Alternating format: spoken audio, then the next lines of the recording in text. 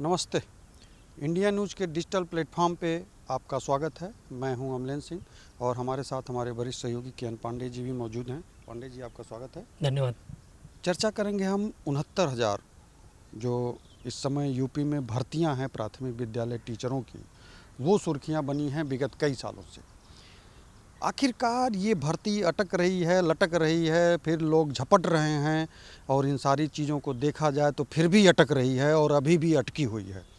हम इतना अटकना फटकना लटकना झटकना इसलिए हम यूज कर रहे हैं कि ये आपस में गुल्लक में रखे हुए पैसे की तरह हो गई है कि इसका मालिक कोई नहीं है। कब कौन फोड़ के ले जाएगा, कौन क्या होगा, पैसा कौन डाल रहा है, अधिकार किसका हो रहा है, कहने के लिए दिखाने के लिए ये हो रहा है कि हाँ कोई न कोई पैसा डाल रहा है।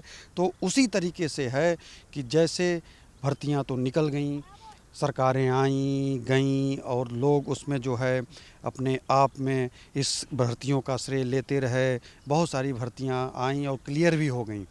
रही बात इस पर सरकार आने जाने का, हम इसलिए कर रहे हैं कि ये भर्ती कई साल से इसी तरीके से चल रही है, निकाली जा रही है, कोर्ट जा रही है, कोर्ट में अटक रही है, फिर कोर्ट का आदेश आ रहा है, छात्र फिर जा रहे हैं सुप्रीम कोर्ट, अभ्यर्थी जा रहे हैं, अभ्यर्थी में भी सुप्रीम कोर्ट में भी निर्णय आता है, फिर मामला सरकार के हाथ में आता है, सरकार से निकल करके फिर वो जाता है सुप्रीम कोर्ट जाता है।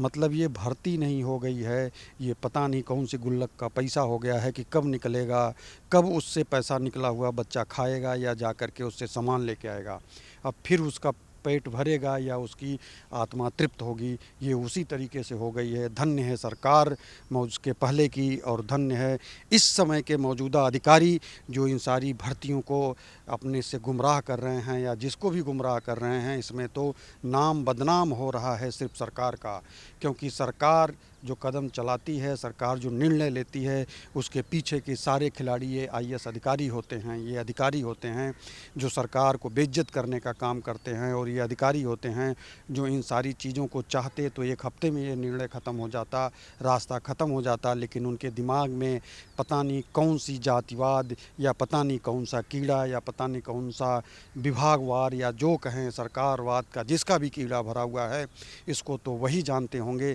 लेकिन रही बात आज अभ्यर्थियों की अगर लड़ाई की, तो आज फिर उसी दोराहे पे खड़ी है जो ये 3 साल 4 साल पहले ये फॉर्म भरा गया था और इसमें जो निर्णय आना था, जो एग्ज़ाम होना था, जब तक उनके हाथ में नहीं आया तब तक तो ये परीक्षा उनके लिए उसी जीरो के बराबर है, उसी गुल्लक में रखे हुए पैसे के बराबर है कि उसका स्वामित्व, उसका अधिकार जब तक उसे नहीं मिलता है तब तक ना के बराबर है।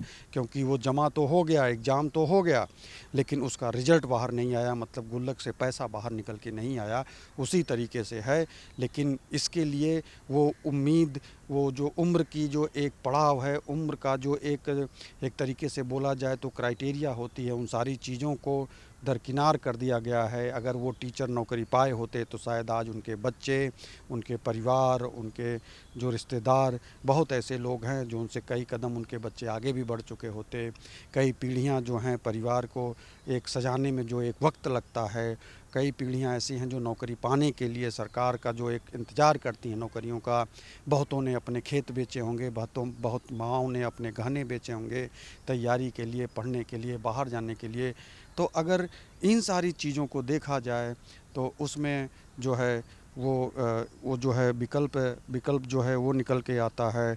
और ऐसे में अगर देखा जाए तो बहुत ऐसी चीज़ें होती हैं जो ऐसे में अगर पढ़ाई की बात करें और ज़िक्र की बात करें तो वो उसी में ही आता है। क्योंकि हमारी तरफ से देखा जाए तो लगातार ये भर्तियां उलझती रहीं, लगातार ये जो हैं छात्र जो हैं वो जो हैं परेशान होते रहे। ऐसे में बहुत ऐसी सारी वैकेंसियाँ क्लियर भी हो गई, लेकिन ये जो 69,000 की भर्ती है वो जो क्लियर नहीं हो रही, उसके पीछे बहुत सारे टिटिम्मे हैं, बहुत सारे अधिकारियों का खेला है। इसके समझने के लिए हमारे साथ किरण पांडे जी हैं, हमसे जिक्र करेंगे। पांडे सर, अगर देखा जाए तो 69,000 की भर्ती नहीं हो गए, ये मंदिर पे टंगा हुआ सबसे ऊपर का घंटा हो गया जो सबको नहीं मिल सकता है। जी, सबसे बड़ी बात है कि मैं आपको बता दूँ, जो 69,000 शिक्षकों की भर्ती की प्रक्रिया है, ये 2018 में पूरी की गई थी और जब से ये भर्ती शुरू हुई तभी से विवादित है और आज तक इसका विवाद ख़त्म होने का नाम नहीं ले रहा है। लगातार ये मामला कोर्ट कचहरी और अभ्यर्थियों के एक तरीके से अपने हक को पाने के लेकर के जद्दोजहद में उलझ करके रह गया है। बीते दिनों जो है वो बेसिक शिक्षा मंत्री संदीप सिंह हैं, उनके घरों पे जाकर के जो अनारक्षित आरक्षित वर्ग के लोग हैं उन लोगों ने विरोध प्रदर्शन किया। उनको लगता है कि जो उनका हक है वो मारा गया है।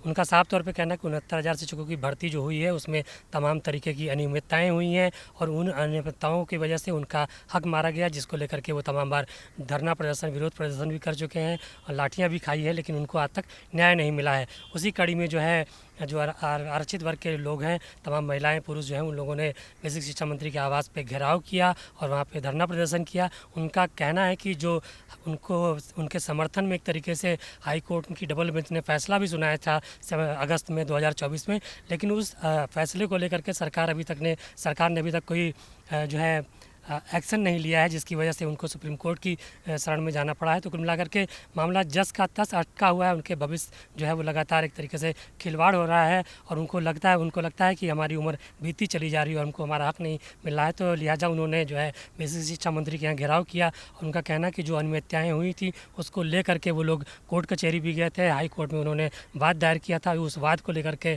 जो है हाई कोर्ट ने उनके पक्ष में डबल बेंच की फैसला सुनाया था कि इनको 3 महीने के अंदर जो है इनकी नियुक्तियाँ की जाए, उनके साथ न्याय किया जाए। लेकिन उसके बावजूद जो लापरवाही है वो बरती गई है।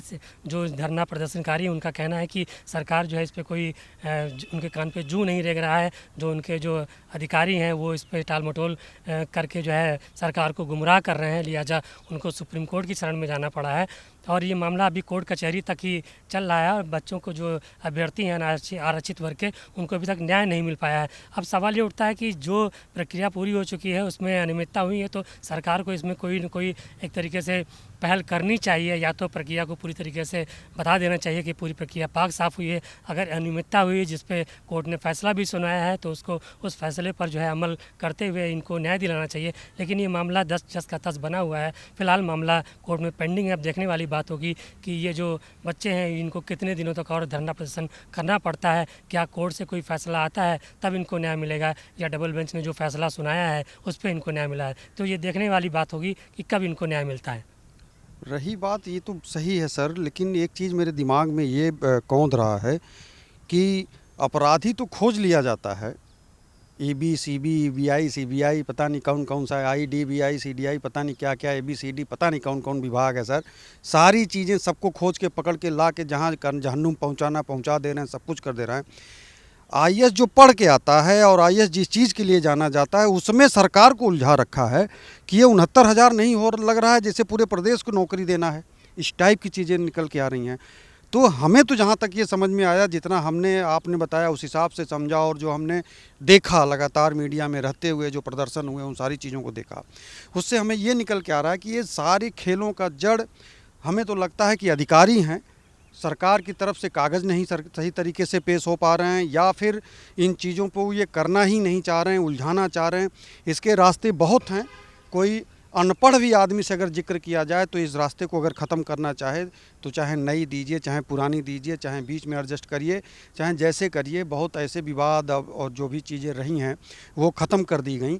लेकिन ये क्या इतनी बड़ी 69,000 वैकेंसी हो गई कि 69,000 वैकेंसियों में से एक पर्टिकुलर एक वर्ग विशेष के लिए नौकरी दे पाना इतना बड़ा कठिन काम नहीं हो गया जो इसको उलझाए हुए जा रहा है, इसको कोर्ट कचहरी में जो फंसाया जा रहा है, या फिर ये नीयत नहीं है, इस तरीके की मैसेज जो पास हो रहे हैं वो चीज़ सुनने तक को सरकार को पड़ रहा है। तो कहीं न कहीं इस सारी वैकेंसियों के लिए मुझे तो लगता है सरकार नहीं, वो अधिकारी जिम्मेदार हैं जो इसका निरीक्षण, परीक्षण और जो सही तरीके से क्या मैसेज पहुंचाना चाहिए उसमें उलझा के रखे हैं।